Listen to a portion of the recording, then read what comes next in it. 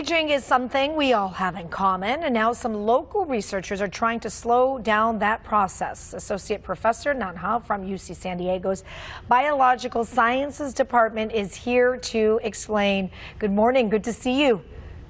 Good morning. Your study focused all with the aging on yeast. This is something that we have even in our own cabinets. Tell me a little bit about yeast and why this.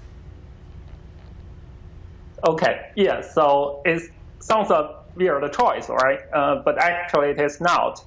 So scientists have been using yeast to study the biology of aging for over 50 years. And we choose yeast because its DNA are very easy to modify. And it naturally has a short lifespan, so that we can test our ideas quickly.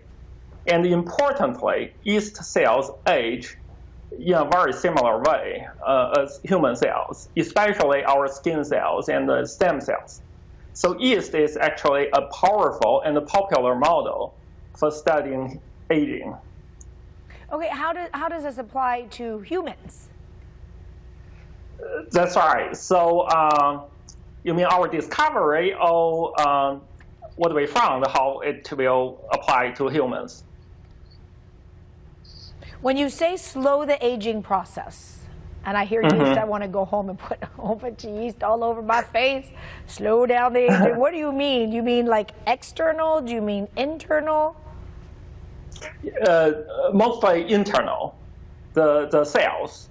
So basically what we found in yeast is that cells can age in two very different ways, although they have the same DNA and under the same environment. And some cells, half of the cells can age, and this is the nice video that we showed, that half of the cells can age with a decline in the stability of DNA, while the other half of the cells can age with a decline in the mitochondria, the energy production factory.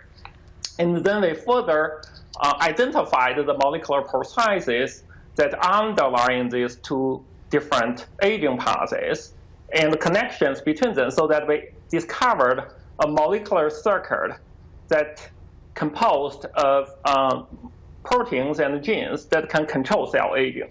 And this molecular circuit is analogous to the electrical circuit that control our home appliance.